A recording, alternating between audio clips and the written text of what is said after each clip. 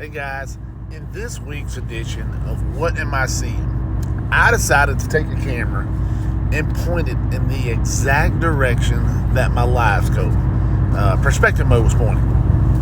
I didn't touch it. I didn't touch the LiveScope, the pedal for the live scanner. I did not touch it. I just went down the bank here fishing. Well, it's not really the bank most of the time. It's a little bit out from the bank, fishing some deeper trees. But I just wanted you to be able to see not only what I'm seeing below the water with the LiveScope, but what am I seeing above the water also. And it's pretty telling that a lot of times you just don't realize what you see below the water. And it's hard to wrap your mind around when you see, for example, these cypress trees right here. That's a cypress tree. How it's hard to wrap your mind around that, because you're used to seeing the tree up in the air, and all you're seeing is a image of what's cut off directly to water. Imagine if you took that tree and cut it off directly at the water. That's what it would be. And it's hard to wrap your mind around that. And sometimes it's hard for me to wrap my mind around it. But like these trees right here, you kind of see where they're staggered. You know, you see the big tree in the front, you see the 2 or 3 trees behind it, and you know, you see that big shadow. What does that big shadow say? That the reading's not getting in there behind it. But don't always just see the shadow and stop looking at it. That's where the fish will swim out of sometime, and that's where the fish can be very visible. Sometimes when they get over the bottom, they're not as visible as they are over, say, the dark holes or the dark areas. And that's where you got to keep your eye out when you're looking at these trees. Like, we're coming up on some trees right here, and if you look to the right there, right, you know, you kind of see some small fish swimming around, but you're looking for that big fish, and he'll be the one that's a foot or two long.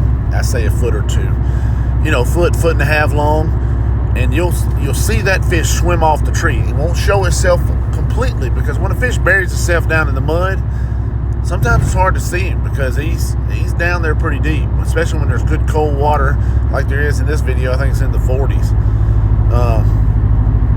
But you know, you're just looking for those just telltale gives. On the front right corner of this tree, right in the middle, there's a fish on the front right corner of that tree. Doesn't mean he's going to bite, but there is a fish. And you start to look for that. Look at him. You can see him swimming to the left there just slightly. Now he's on the front left corner of that tree.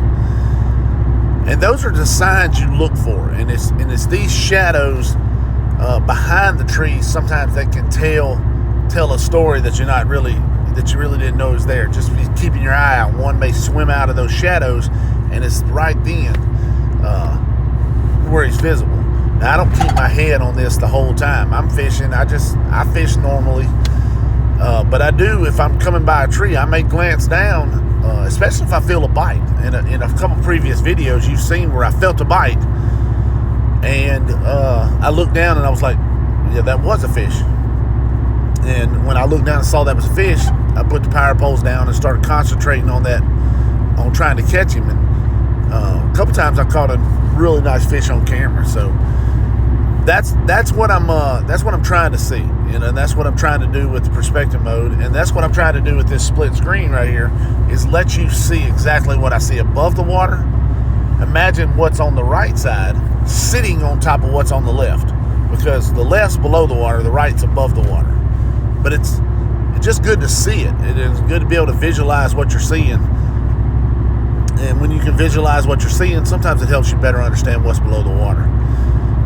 You can see on the left right here, around about the 30-degree mark right now, and it's those double trees. I mean, it's great detail. Look like a fish swimming across in front of it. And now, if you're looking right here in front of the boat, you see all those dark little areas right there? That's an underwater, that's a stump that's underwater. It's broke off, got little cypress knees sticking up and things like that. Can't see that.